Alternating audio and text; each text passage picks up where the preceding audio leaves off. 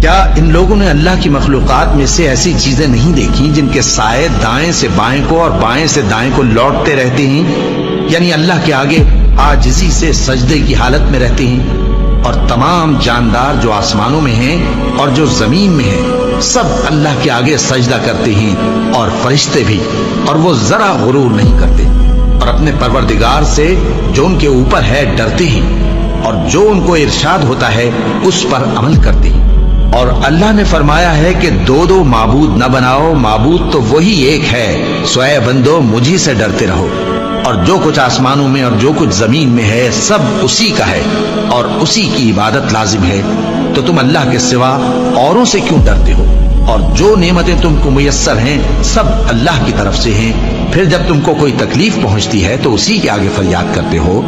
پھر جب وہ تم سے تکلیف کو دور کر دیتا ہے تو کچھ لوگ تم میں سے اللہ کے ساتھ شریک کر